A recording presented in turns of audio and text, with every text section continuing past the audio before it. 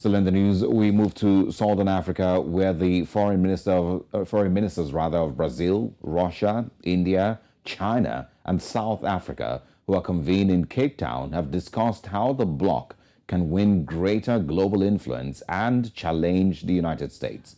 While they didn't reach firm conclusions, the use of alternative currencies was among the prominent talking points. According to South Africa International Relations and Cooperation Minister Naledi Pandor, proposals have been considered by officials at the New Development Bank, the Shanghai-based lender created by BRICS nations, and the bloc, to guide them as to what the future models might be. We made a lot of progress. We have now the NDB, the New Development Bank, which is very active and very important in fulfilling one of the objectives of this group.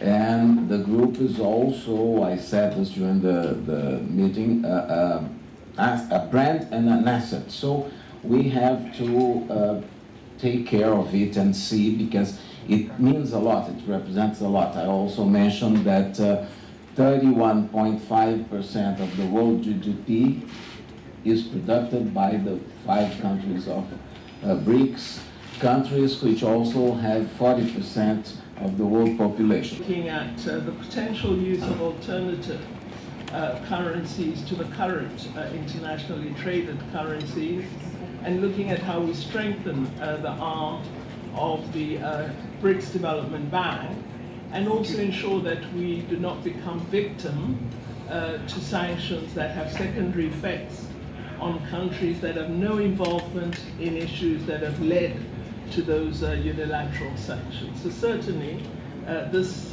was discussed, and it is work that is being considered by the officials of the NDB and will be guided to them as to what the future models might be.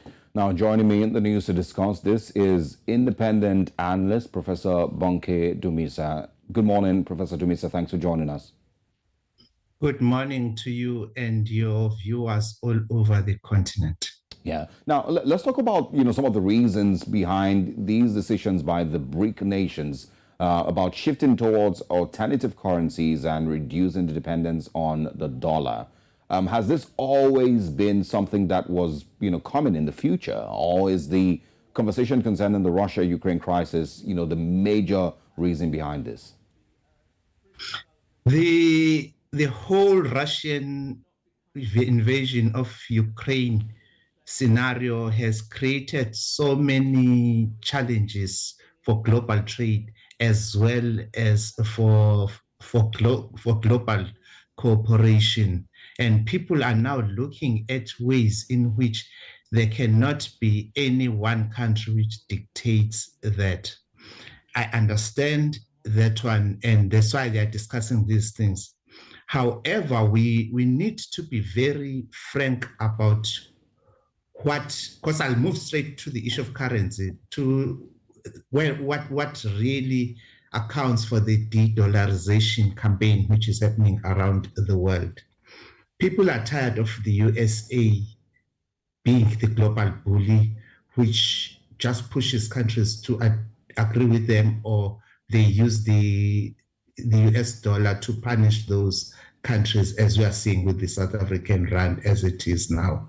However, when you want to have any meaningful challenge to the US dollar, you need to look at the issues which underlie the strength of any currency. You look at political certainty, and you look at economic certainty, and you look at the monetary policy of the country involved. And when you look at the US, it has many of those, even though there are some challenges. But if ever you try to replace the US dollar with any BRICS currency which they may be thinking of, then you've got to look at whether you'll have that political certainty or economic certainty or common monetary policy. All right. And as we look at BRICS as it is now, it does not have those things. And you must remember that China, which is a member of BRICS, has got the largest foreign currency reserves in the world, including the US dollar. So how does it move to another currency which will weaken what they already have in their reserves? Well, So decisions will have to be made, no doubt. But I'm thinking that these countries, aren't making these as emotional decisions. I'm thinking that a lot of countries in the world are sick and tired of being under the control of the U.S. simply because of the global dependence on the dollar. So even countries that haven't been directly affected already are scared, about what happens to them. And if you look at history, Iran and Venezuela and Zimbabwe and Eritrea, there's many of these countries that have been, bullied simply because of the dependence on the dollar. But I also want to talk about how this might impact, if we eventually get there, how do you think this might impact the global market, particularly in terms of trade and investment? And, do you think the United States should be worried that this, might happen in the next decade maybe? I think the USA must be very worried about what is happening because they are the ones who are pushing many countries into starting to think about this thing. And you must remember, the USA is a country which has been running on budget deficits for decades as it is now. The only thing which is strengthening them is that they still have the currency which is regarded as the world's reserve currency. So they keep on getting that money. But if ever they lose that particular advantage, then things may start going southwards for them. And I don't think they are learning. I mean, what they're doing with South Africa as it is now is not a good sign for any country which wants to have friends rather than interests. Yeah, all right. Because of time, let's also talk about the alternative currencies. Do you think that if there is a switch, it might lead to greater economic stability and maybe less volatility in the financial markets?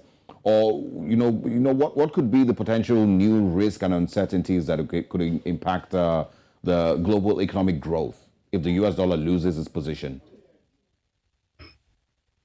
I think the US dollar must lose its position as the global reserve currency. But what worries me is if you want to come up with an alternative which will compete with the US, then there must be these underlying factors which will strengthen that currency. And I am saying with BRICS as it stands, as it is now, they do not have those underlying things which can support that currency. So the US dollar will continue dominating until those underlying issues are being addressed innocently and genuinely by all those people who are pushing the issue of de-dollarization. All right. Final question, Professor. I want to talk about the U.S., maybe, freaking out and deciding that they will hold on to their, the strength of the dollar. Some people have fears that, the U.S. is the type of country that doesn't mind going to war if it means, of course, it's going to assure them that the dollar's dependence doesn't change, or the dollar's supremacy rather doesn't change. So are these also legitimate fears that you might have, that the United States will do all it can, including going to war, to ensure that the dependency on the dollar stays the same way it is? In fact, you cannot separate U.S. wars with the dollar. You must remember that behind most, in fact, if not all of the U.S. military attacks against many countries, it was linked to oil. And if ever it's not oil, it had to do with getting countries to buy U.S. arms. The military industry in the U.S. is very powerful. Yes. So they get a lot of money because of that when other countries buy their arms. So they go to wars in order to create demand for their products as well. So the US has got to look at things differently now. All right, Professor Bonke Dumisa, thank you very much for your time and a very interesting conversation. We look forward to speaking with you again.